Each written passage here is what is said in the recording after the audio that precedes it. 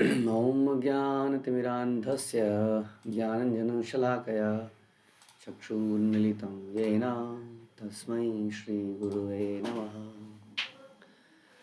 श्रीचैतन्यमनोभीष्टं स्थापितं येन भूतले स्वयं रूपः कदा मह्यं ददाति स्वपदान्तिकम्। वन्देऽहं श्रीगुरौ श्रीयुतापदकमलं श्रीगुरुन् वैष्णवांश्च श्रीरूपं साग्रजातं सहगण रघुनाथान्वितं तं सजीवं साद्वैतं सावधूतं परिजनसहितं कृष्णचैतन्यदेवं श्रीराधाकृष्णपादान् सहगण ललिता श्रीविशाखान्वितांश्च। हे कृष्ण करुणा सिंधु दीनबंधु जगतपते गोपेश गोपिका कांत राधा कांत नमस्तुते। तप्त कांचन गौरांगी राधे वृंदावनेश्वरी वृषभानुसुते देवी प्रणमामि हरिप्रिये।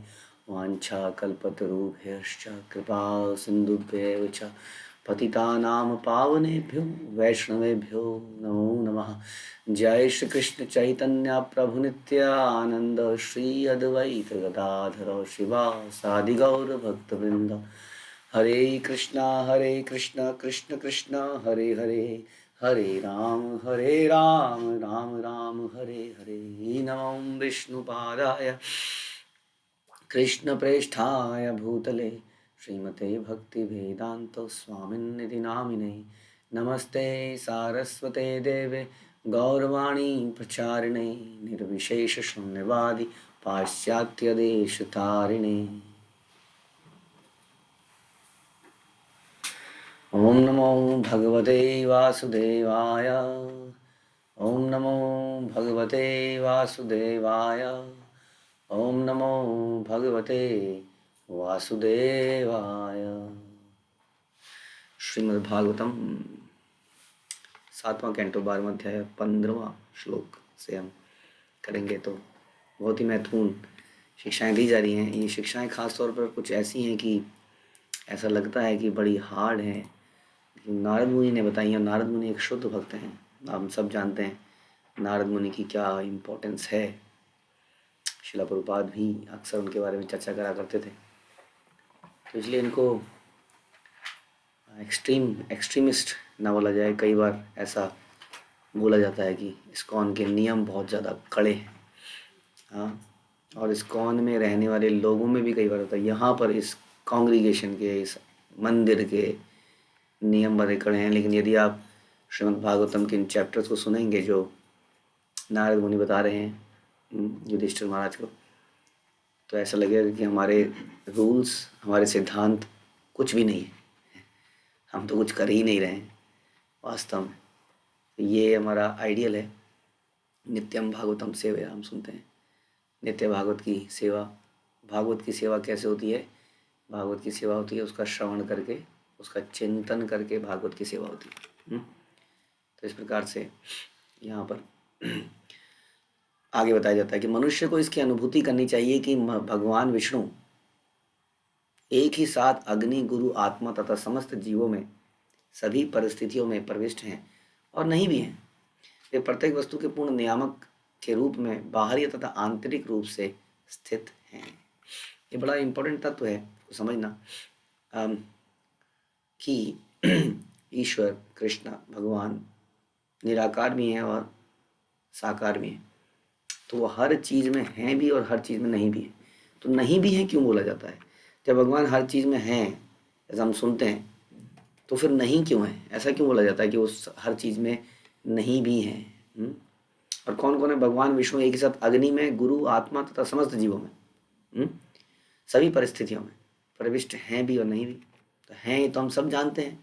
हम कितने अनेक श्लोक सुनते हैं कि भगवान सबके हृदय में सर्वस्य चाहम हृदय सन्निविष्टो। भगवान कहते हैं भूमि आपो जलो वायु खम। तो जो भी ये जो पंच तत्व हैं, ये भगवान की भिन्न भिन्न शक्ति है। भगवान इस प्रकार से हर चीज़ के क्रिएटर हैं, हर चीज़ के मेंटेनर हैं, हम जानते हैं। लेकिन फिर इन चीज़ों में नहीं क्यों है?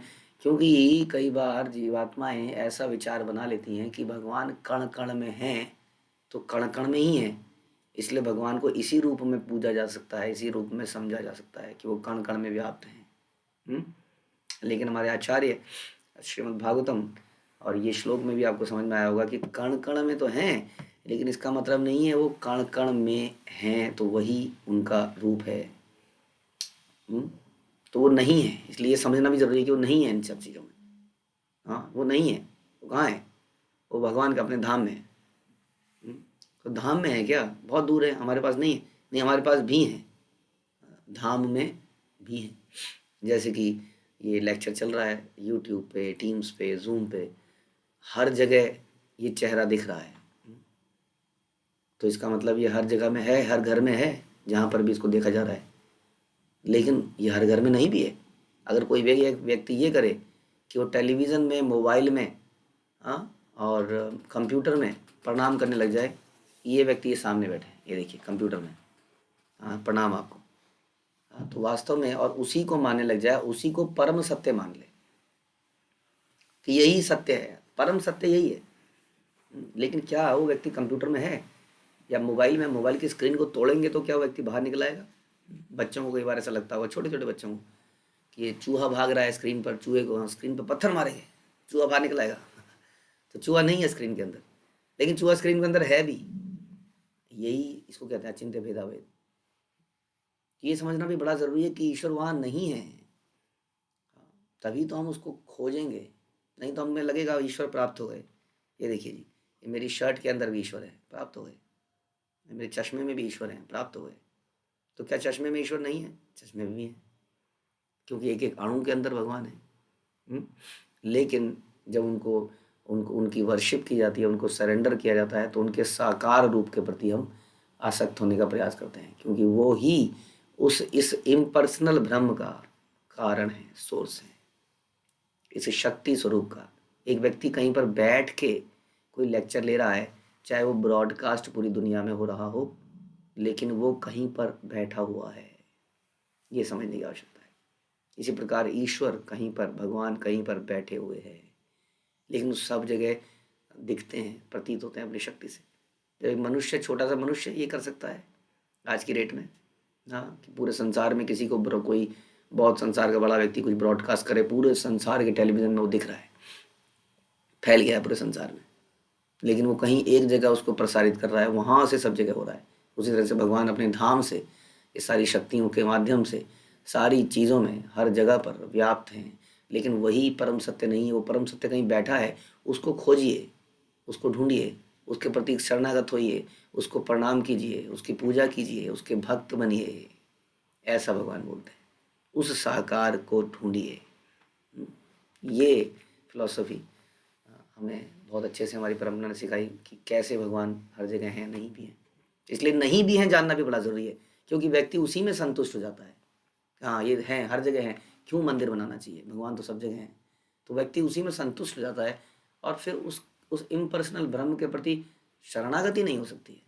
उसकी ग्लोरिफिकेशन हो सकती है कि हाँ, ईश्वर कैसे, ईश्वर हर चीज़ को बनाने वाला है, कैसे फूल बनाए, पत्ते बनाए, दिस इज ओके।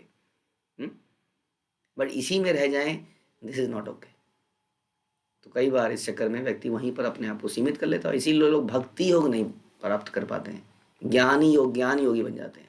उनके उन्हें ज्ञान हो जाता है कि भगवान सब जगह हैं, दैट इज इनफ। बट हम कई बार चर्चा कर चुके हैं, सिंपली ज्ञान का कोई लाभ नहीं है यदि आपके प्रति, आपके हृदय में, आप कहेंगे मेरे हृदय में, आप जाके मेरे हृदय में है, मैं मेरे हृदय में, मैं आपसे प्रेम करता हूँ, मेरे हृदय में, क्या इसको बताना जरूरी है? अरे बताइए मत, किसने कहा बताइए, लेकिन कुछ एक्टिविटी से लगना भी तो चाहिए आपके हृदय में है। हाँ, आप कहेंगे ये पका हुआ फल है, अरे दिखना भी तो चाहिए ना पका हुआ है। अब सब्जी वाला बेचता है ना, नहीं जी ये बिल्कुल बढ़िया है, बहुत बढ़िया आम है, ले जाइए। अरे कैसे बढ़िया है, तो आम ही लग रही है, आम कहाँ है भाई? हम्म? ना तो पिचक रहा है, ना इसमें पीलापन दिख रहा है, या जो भी है। तो दिखने से, एक्सप्रेशन से, एक्टिविटी जब हमारे अंदर है, वो चीज़ बाहर आती है। आप ये नहीं कह सकते कि मेरे हृदय में है, हृदय में, तो हृदय में होगा, but that is not sufficient. हाँ, ग्लोरिफिकेशन तो चल रही है भगवान की, कण कण में व्याप्त उस परमेश्वर की, हाँ, but where is the surrender and seva, वो कहाँ है? तो ज्ञान योगी ये नहीं कर पाता है, भक्ति नहीं कर पाता है, और हम भी ज्ञान योगी बन जाते हैं। हमारे हृदय में है प्रभु जी, माता जी, हमारे हृदय में है। हृदय में तो है, but where is the actual result? कहाँ पर आप शरणागति हैं, क्या आप कर रहे हैं? उनको प्रसन्न करने के लिए आप क्या कर रहे हैं? हम बहुत मानते हैं गुरु जी को, हम बहुत मानते हैं, लेकिन गुरु जी को प्रसन्न करने के लिए हम क्या कर रहे हैं? क्या ये प्रश्न हम कभी पूछते हैं अपने आप से? इसलिए हमने एक बार लेक्चर लिया था कि शिष्य की क्या क्वालिफिकेशन है। गुरु की क्वालिफिकेशन तो रोज पूरा संसार टटोल रहा है, मटोल रहा है, टेस्टिंग कर रहा है। Guru is subject to lot of testing. कई सारी नजरों की टेस्टिंग के अंतर्गत गुरु है, बट शिष्य की टेस्टिंग कहाँ है? हमारी अपनी टेस्टिंग कहाँ है? ये सोचना पड़ेगा। तो इसलिए हमें समझना पड़ेगा कि शरणागति किसको कहते हैं। तो साकार के प्रति केवल उसका ज्ञान इनफ नहीं है, हम ये समझने की कोशिश कर रहे हैं। इसीलिए साकार का लाभ है कि वहाँ शरणागति है। तो क्वेश्चन रिमेन्स कि मैं उनको प्रसन्न करने के लिए क्या कर रहा हूँ या रही हूँ। इसलिए वे प्रत्येक वस्तु के पूर्ण नियामक के रूप में बाहरी और आंतरिक रूप में स्थित हैं। भगवान की सर्वव्यापकता की अनुभूति ही परम सत्य का पूर्ण साक्षात्कार है, जिसे वैदिक साहित्य के अध्ययन द्वारा प्राप्त करना होता है। ब्रह्म संहिता में कहा गया कि ब्रह्मा जींड में प्रत्येक जीव के हृदय में तथा परमाणु तक के भीतर स्थित है। हर जीव के अंदर, हर परमाणु के अंदर। हमें समझ लेना चाहिए कि जब भी भगवान विद्यमान रहते हैं तो अपने नाम रूप पार्षदों तथा दासों के समेत रहते हैं। जीव भगवान का अंश है। इस तरह मनुष्य को समझना चाहिए कि जब भगवान परमाणु के भीतर प्रविष्ट हैं तो जीव भी उसी में है। मनुष्य को भगवान के अचिंत्य गुण को स्वीकार करना चाहिए, क्योंकि भौतिक दृष्टि से कोई कभी यह नहीं समझ सकता कि भगवान किस प्रकार सर्वव्यापी होकर भी अपने गोलोक वृंदावन में स्थित हैं। यह अनुभूति तभी संभव है जब मनुष्य विविध आश्रमों के विधि विधानों का दृढ़ता से पालन करे। और माध्वाचार्य इस बारे में कहते हैं कि भगवान अपने आद्य रूप में सभी वस्तुओं में प्रविष्ट नहीं है, लेकिन अपने निराकार रूप में प्रविष्ट हैं। इस प्रकार वे एक ही समय प्रविष्ट हैं भी और प्रविष्ट नहीं भी है। और भगवद गीता में भगवान कहते हैं, यह समग्र ब्रह्मांड मेरे अव्यक्त रूप में मुझ में व्याप्त है। सारे जीव मुझ में हैं, किंतु मैं उनमें नहीं हूँ। तो मैं उनमें हूँ भी और उनमें नहीं भी हूँ। तो भगवान अपना विरोध कर सकते हैं। इस प्रकार एकत्व में विविधता है, एकत्वम बहुत्वम। तो ये बड़ा ही इंपॉर्टेंट विषय है। हमने इसको समझा कि इसके क्या लाभ हैं, इसके क्या हानि है, इस निराकार के और साकार के। तो इस प्रकार से अभ्यास करते हुए चाहे कोई ब्रह्मचारी आश्रम में हो या गृहस्थ आश्रम में हो, वानप्रस्थ में हो, संन्यास में हो, उसे परम सत्य की सर्वव्यापकता की सदैव अनुभूति होनी चाहिए, क्योंकि इस विधि से ब्रह्म को समझा जा सकता है। और ये सर्वव्यापकता को समझना ही बड़ा जरूरी है। साकारवाद के चक्कर में भी कई नुकसान है, इसलिए दोनों ही तत्वों को समझना पड़ेगा। क्योंकि जब हम ये समझ लेते हैं कि ईश्वर मंदिर में है या अपने धाम में है, तो अपने घर के अंदर छुप छुप के कहीं पर भी प्राइवेटली हम कुछ ऐसे कार्य करते हैं जो कि भगवान वास्तव में देख रहे हैं, क्योंकि वो सर्वव्यापक हैं। इसलिए दोनों तत्वों को समझना पड़ेगा कि मैं यहाँ खड़ा हूँ, भगवान मुझे देख रहे हैं, मेरे अंदर भी भगवान है, मेरे विचारों को भगवान पढ़ रहे हैं। इस मोबाइल को जिसमें मैं छुप छुप के कुछ कर रहा हूँ, इसको भगवान देख रहे हैं, तो सर्वव्यापक है। यदि आप ये नहीं सोचेंगे तो ये भगवान का मंदिर सामने है। कई बार हम करते हैं ना, छुप छुप के, मतलब दोनों ही तत्वों को समझना पड़ेगा। कई बार व्यक्ति यही सोच लेता है कि भगवान तो केवल मंदिर में है। तो हमने एक ऐसे व्यक्ति के बारे में अभी रिसेंटली पता चला, जो कि भौतिक संसार का एक एग्जाम्पल, अत्यंत पाप में घृणित कार्य कर रहा है। हाँ, और पता लगा कि वो शिव मंदिर को ढूंढ रहा है, वो घूम रहा है इधर उधर और भगवान शिव जी के मंदिर का दर्शन कर रहा है। उसके बाद बहुत ही घृणात्मक गंदा काम कर रहा है। हाँ, क्योंकि उसका क्या विचार है, भगवान शिव जी मंदिर में है, तो मंदिर में उनको प्रणाम करता है, उसके बाद सारे गंदे काम करता है। तो ये ईश्वर को हम इसलिए कहते हैं कि दोनों तत्वों को समझना पड़ेगा कि वो सर्वव्यापक भी हैं। भगवान कृष्ण ही अल्टीमेटली सारे अवतारों का सोर्स हैं, वो हर जगह व्याप्त हैं। ये समझना पड़ेगा, ताकि जब हम एकांत में कुछ गड़बड़ करें तब हमें ये ध्यान रहे कि भगवान इसको देख रहे हैं। इस चीज को कहते हैं अचिंत्य भेद। दोनों अचिंत्य भेदाभेद, दोनों तत्वों को समझना पड़ेगा। यह आत्म साक्षात्कार का शुभारंभ है। सर्वप्रथम मनुष्य को यह समझना होगा कि ब्रह्म किस तरह सर्वत्र विद्यमान है और वह किस तरह कर्म कर्म करता है। यह विद्या ब्रह्म जिज्ञासा कहलाती है। तो मानव जीवन का यही असली लक्ष्य है। ऐसे ज्ञान के बिना कोई अपने को मनुष्य नहीं कह सकता, प्रत्युत वह पशु जगत में है और जल्दी ही उसको पशु का शरीर मिलेगा। ऐसे ज्ञान के बिना वह गाय गधे के तुल्य है। हे राजा, अब मैं वानप्रस्थ की योग्यताओं का वर्णन करूंगा। तो इससे पहले हमने गृहस्थ जीवन के बारे में सुना और बहुत ही डिटेल में हमने सुना। हमने ये भी सुना किस प्रकार से गृहस्थ, वास्तव में कोई भी नियम ऐसा नहीं है जो गृहस्थ के ऊपर लागू नहीं है। वानप्रस्थ क्या है? पारिवारिक जीवन से विरक्ति। पंचो ऊर्ध्वम वनम ब्रजेत, think this is how it is pronounced. 50 वर्ष के बाद वन में जाइए, इसलिए 51, 52, 53 तो वन ही वन है उसके बाद। तो इस प्रकार का वैदिक साहित्य में बताता है। और हमारे आचार्य लोग ये बताते हैं कि ये जो डिवीज़न है 25, 50, 75, 100, ब्रह्मचारी, गृहस्थ, वानप्रस्थ और संन्यास, ये वास्तव में तब के लिए है जब 100 वर्ष की आयु होती थी। अब अगर आयु को अगर आप 80 साल मान लो तो 20, 40, 60 और 80, इस प्रकार से 40 साल के बाद इस हिसाब से तो आदमी को वानप्रस्थ जीवन में आ जाना चाहिए। लेकिन क्या करें जब शादी 32-35 साल में हो, बच्चे 38 साल में हो, प्रभु जी संन्यास, अभी तो डायपर पहनता है तो ये समाज की बहुत हालत खराब है। आदमी सोचता है जब तक वो शादी करे तब तक वो गाड़ी बंगला कुछ मालिक होना चाहिए ताकि अपनी पत्नी के सारी इंद्रियों को संतुष्ट कर पाए। ये पॉसिबल नहीं है। अगर ऐसा होता तो आज इसकी डेट में इतने संबंध विच्छेद ना हो रहे होते। ये समझना पड़ेगा। We have to plan from the beginning for the end. ऐसे बड़े बड़े लोग कहते हैं, सक्सेसफुल लोग, begin with an end in mind, कि हम जो कोई कार्य करें तो ये प्लानिंग करें कि इसका अंत ये है। तो जब हमारा अंत वानप्रस्थ है, और क्योंकि अब कलयुग में तो कहते हैं वानप्रस्थ ही अंत है, संन्यास के लिए प्रेस्क्राइब्ड नहीं है। Very rarest of the rare people get sannyas, गृहस्थ आश्रम में खास तौर पर तो नहीं है, आप ये मान लीजिए। तो वानप्रस्थ इज द एंड। तो मुझे कौन सी एज में पढ़ाई लिखाई समाप्त कर देनी चाहिए? वरना पढ़ाई का कोई अंत, संसार में रिसर्च का कोई अंत नहीं है। कितने साइंटिस्ट आए मर गए। हाँ, स्टीफन हॉकिंग्स की एक बड़ी फेमस लाइन है कि ऐसा लगता है कि हमने 99% तो यूनिवर्स के बारे में हम कुछ जानते ही नहीं है। जितना वो रिसर्च कर रहा है उसको समझ में आया।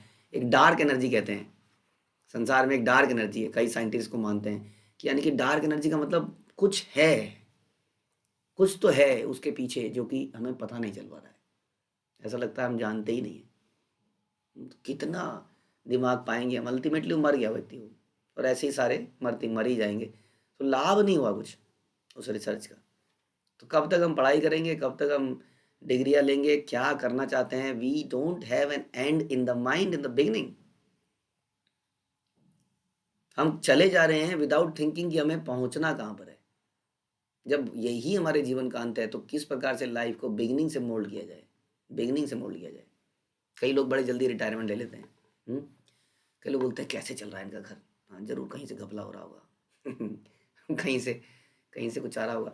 बट जो व्यक्ति, मैं आपको प्रॉमिस करता हूँ, हमारे बच्चे जो 15-20 साल की एज से ही प्लानिंग करने लग जाएं, मैं उनको 40 साल में रिटायर करके दिखा सकता हूँ आपको। और ऐसा लोग कर रहे हैं, और पूरी जिंदगी बिना किसी के ऊपर डिपेंडेंट होकर रहेंगे। वो मंदिर को हमेशा देंगे, मंदिर से लेंगे नहीं, भक्तों को देंगे, उनसे लेंगे नहीं। ऐसी प्लानिंग की जा सकती है, लेकिन उसके लिए you have to begin in the beginning, you have to plan for it कि मैं have to retire and what is my age of retirement, this is my last age of retirement. उसके बाद कितना धन हो जाना चाहिए प्रभु जी, ये भी सोचना पड़ेगा कि धन की कोई लिमिट नहीं है, सिक्योरिटी की कोई लिमिट नहीं है, कितना हो जाना चाहिए इसकी कोई डेफिनेशन नहीं है। सांसारिक रूप से आदमी कुछ प्लान करता है, but ultimately man proposes and God disposes. We can just plan, क्या वो सक्सेसफुल हो पाएगा? We never know. अगर आप कार्य भी करते रहोगे तो भी सक्सेसफुल नहीं होगा। तो ये हमको ये भी सोचना है कि जीवन का जब असली मूल्य क्या है, पर्पस क्या है, तो कब तक, आखिर कब तक। मैंने उस सुनाई थी कहानी, एक व्यक्ति जो निरंतर भागे जा रहा था कि जितना भागेगा उतनी जमीन उसकी, लेकिन सूर्यास्त से पहले उसको वापस आना पड़ेगा। बट क्या वो आ पाया? थोड़ी और ले लूँगा, थोड़ी और ले लेता हूँ, यही व्यक्ति सोचता रहता है। और कभी इस चीज़ को प्राप्त नहीं कर पाता है। उससे क्या होता है? उससे उसका पूरा जीवन इसी पारिवारिक योजनाओं में निकल जाता है और वो कभी भगवान की बिल्कुल टोटली अपने आप को शरणागति नहीं कर पाता, है ना? आत्मनिवेदनम नहीं कर पाता। कर पाता है? बड़ा मुश्किल है ऐसे ग्रस्त बनना जो कि आत्मनिवेदन के स्टेज पे हो, क्योंकि इतनी सारी जिम्मेदारियां हैं, इतनी सारी वो है। बट जिम्मेदारियां किसको कहते हैं? सामाजिक रूप से कुछ जिम्मेदारियों की डेफिनेशन है, लेकिन कई लोग जिम्मेदारी को बिल्कुल ही नहीं मानते। कई लोग पूरी जिम्मेदारियों में ही डूब जाते हैं।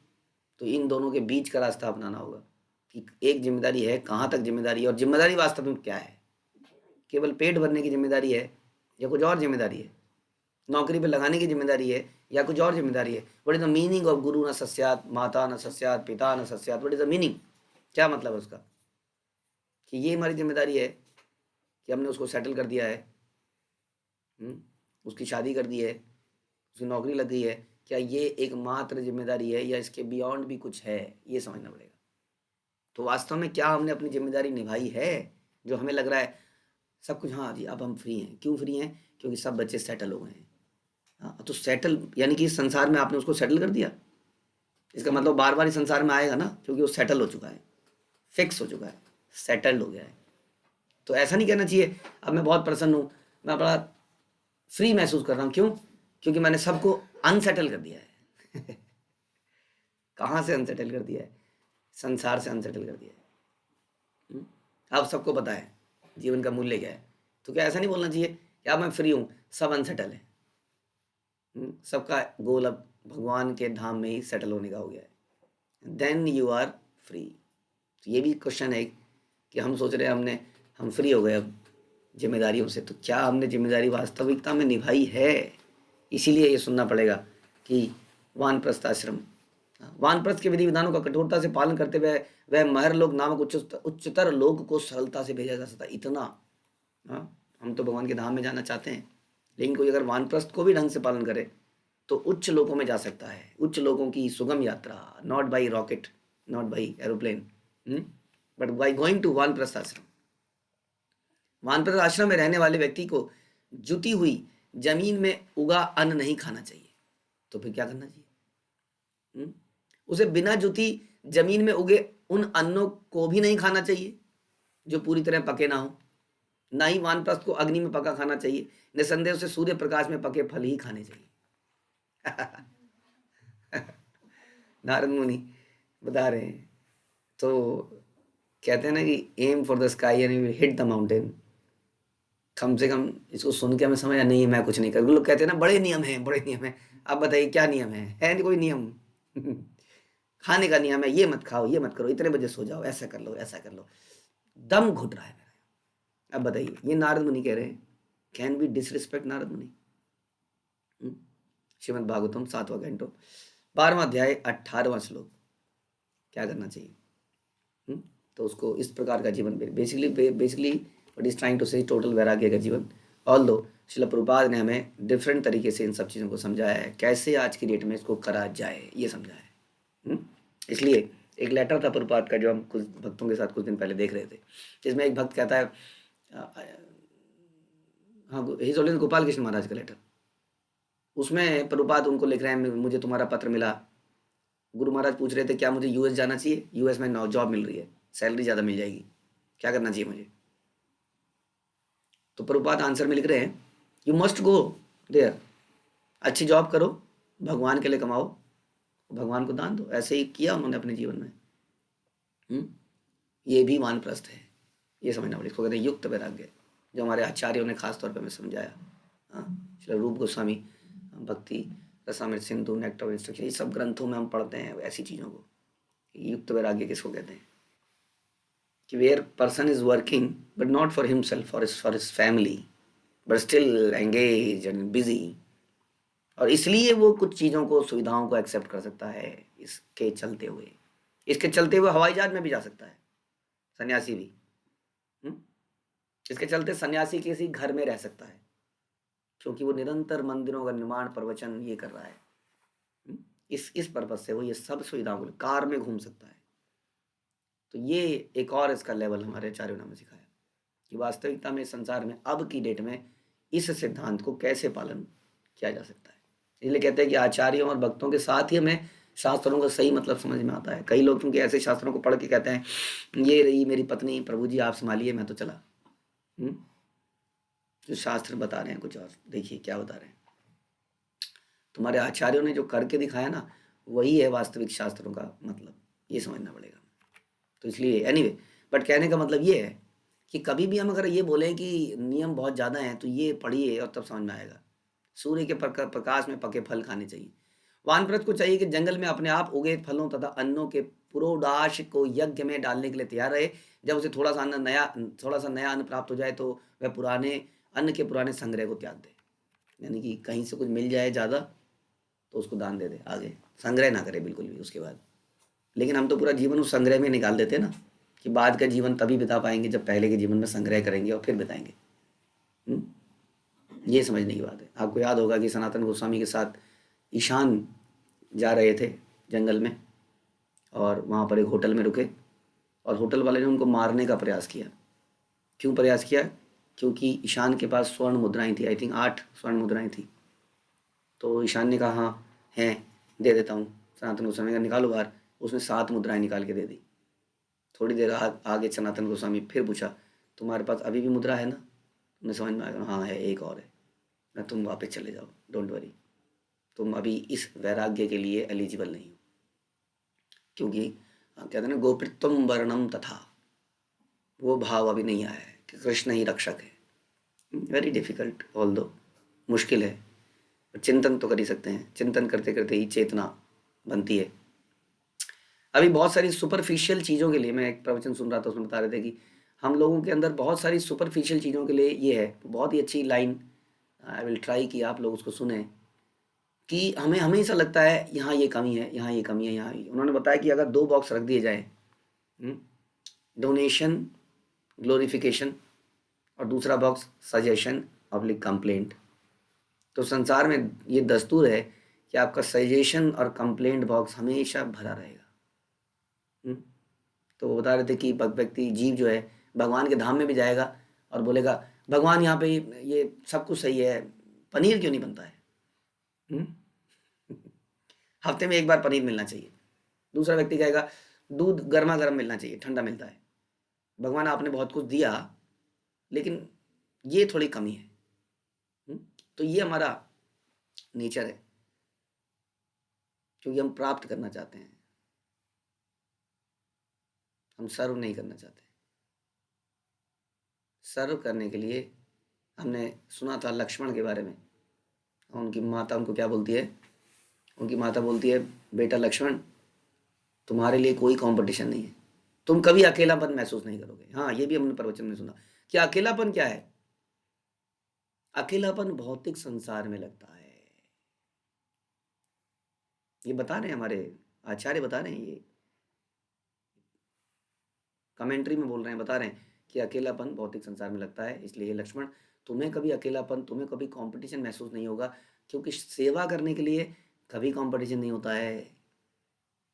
कंपटीशन प्राप्त करने के लिए होता है। लोनलीनेस उसको होती है जो कुछ प्राप्त करना चाहता है, लेकिन जो कुछ देना चाहता है उसको नहीं महसूस होती। हमें हो रही है, नो प्रॉब्लम।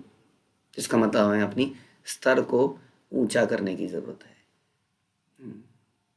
कैसे? हमने सुना कि ईश्वर हर जगह व्याप्त भी हैं और एक जगह पर भी हैं। इस फीलिंग के साथ जो भी मुझे मिल रहा है मेरे गुरु की व्यवस्था है, उसके कारण मैं यहाँ पर जीवित हूँ। मैं भक्ति में आज की डेट में जीवित हूँ अपने गुरु की कृपा के कारण। ये भाव आदमी के अंदर जब आता है तो उसको फिर लोनलीनेस और बहुत सारी चीज़ों से वो बच जाता है, तो चेतना ऊपर उठ जाती है। इसलिए इसी प्रकार से लक्ष्मण जो है इतने समय तक उन्हें कुछ प्राप्त नहीं हो पाया, नेवर। राम और सीता, लक्ष्मण ने ये बोला था एक बार राम और सीता कुछ समझ लीजिए आलिंगन कर रहे थे, प्रेम के साथ बातें कर रहे थे, और लक्ष्मण वहाँ पहुँच गए और एकदम से सीता माँ को शर्म आ गई और लक्ष्मण ने प्रण लिया कि आज के बाद ऐसा कभी नहीं होगा कि मैं आप लोगों के निकट भी आऊँ। मैं आप लोगों से बहुत दूर रहूँगा ताकि आपको एक ऐसा माहौल दे सकूँ कि आपको कभी महसूस ना हो कि लक्ष्मण साथ में है तो कुछ दिक्कत हो रही है, प्राइवेसी प्रॉब्लम हो रही है। तो ही डिसाइडेड कि कभी मैं पास में ही नहीं रहूँगा, दूर से ही रक्षा करता रहूँगा, देखूंगा कहीं से दूर से, मुझे समझ में आता रहेगा। तो कितनी बड़ी लोनलीनेस है एक प्रकार की, देखिए। He never felt it, he was always jolliful, never slept. 14 साल में कभी सोए नहीं रात को। तो ये जो विचार हैं ये केवल सुनने के लिए नहीं है। हमारे जीवन में इतनी प्रसन्नता क्यों नहीं है, खुशी क्यों नहीं है इतना कुछ मिलने के बाद भी? क्योंकि हम कभी इन विचारों पे उतरे ही नहीं, इन विचारों पे कभी ध्यान नहीं दिया। उसका कारण भी है क्योंकि कभी लेक्चर हमने बैठ के सुने ही नहीं, या सुने तो हमारा ध्यान कहीं और ही रहा। कभी हमने इन चीज़ों को अपने मन में उतारा ही नहीं कि ये भाव करेंगे तो क्या फ़ायदा होगा, यही होगा। इतने ही ऐसी समस्या में भी, ऐसी परिस्थितियों में लक्ष्मण इतने प्रसन्नचित्त व्यक्ति हमेशा। तो वो इसी प्रकार से होता है जब हम अपनी चेतना को इतना बढ़ा लेते हैं, सरेंडर करते हैं। इसलिए यहाँ पर इसी भाव से समझना पड़ेगा कि जो बता रहे हैं त्याग। वानप्रस्थ को चाहिए कि पवित्र अग्नि को रखने के लिए वह या तो फूस की झोपड़ी बनाए या केवल पर्वत की कंदरा में शरण ले, किंतु वह स्वयं हिमपात, प्रभंजन, अग्नि, वर्षा तथा सूर्य के ताप को सहन करने का अभ्यास करे।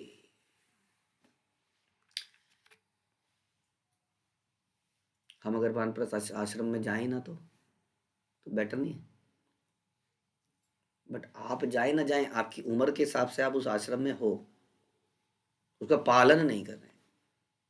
ये नहीं, जाना नहीं होता है आश्रम में। अब मैं तो कई बोलते हैं मैं तो ब्रह्मचारी नहीं हूँ। अरे ब्रह्मचारी हो, शादी से पहले हर कोई व्यक्ति ब्रह्मचारी है, तो आप ब्रह्मचारी हो। ये मत बोलिए मैंने लाल कपड़े नहीं पहने तो ब्रह्मचारी नहीं हूँ। आप ब्रह्मचारी हो, तो इसलिए उनके व्रत को उसका पालन करना पड़ेगा। गृहस्थ आश्रम, आप गृहस्थ हो ये तो समझ में आता ही है, गृहस्थ हैं। उसके बाद वानप्रस्थ एट सम पर्टेन एज, जैसा कि हम सुन रहे हैं, यू आर वानप्रस्था। उसको कर रहे हैं नहीं कर रहे हैं वो हमारे ऊपर है। तो यहाँ ये प्रकार बेसिकली यहाँ बताया जा रहा है कि रक्षस्यति थी विश्वासो गोपित्वम वर्णम तथा, कृष्ण ही रक्षक हैं, ये हमारी फीलिंग बड़ी दृढ़ हो जानी चाहिए। शुरू के 25-40 सालों तक इतनी दृढ़ हो जानी चाहिए कि then we are totally dependent on Krishna. लेकिन उसकी प्रैक्टिस पहले से होगी तभी। हमने कहा ना, we have you have to begin with an end in mind कि दिस इज द एंड। तो मुझे बिगिन कैसे करना है, मुझे where we have to plan, where we have to save, और जो भी है कैसे इंद्रिय तृप्ति को अभी रोका जाए, क्योंकि ये इंद्रिय तृप्ति से मेरा जीवन भी बर्बाद हो रहा है और कई चीज़ें हो रही हैं। ये मुझे संग्रह कर लूँ कुछ आगे के लिए, और उसको भी क्या करूँ, उसके बाद में मुझे मांगना ना पड़े, एटलीस्ट बीइंग जो भी आश्रम में हूँ मैं, तो उसके बाद भी मैं दे पाऊँ और अपनी सर्विसेज भी दे पाऊँ, अपना धन भी दे पाऊँ। और नहीं दे पाऊँ तो नहीं दे पाऊँ, तो नहीं दे पाऊँ। देन लर्न टू टॉलरेट, गर्मी को सर्दी को सब टॉलरेट करना पहले से ही सीख लूँ, ताकि जब इसका अभाव हो तो मैं आराम से रह पाऊँ। मैं इतना कंफर्ट जोन में ना रहने लग जाऊँ कि मैं कुछ कर ही ना पाऊँ, और उसके लिए मैं सोच ही ना पाऊँ कि मैं कैसे त्यागूंगा जीवन को, या कैसे ये फैमिली रिस्पॉन्सिबिलिटीज कैसे विरक्ति लूँगा। ध्यान रखिए, संसार में दुखों का कारण केवल आसक्ति है। वास्तव में जितनी आसक्ति उतने दुख। इसलिए ये समझना पड़ेगा सुख रहने का फॉर्मूला क्या है, सुखी रहने का क्या फॉर्मूला है।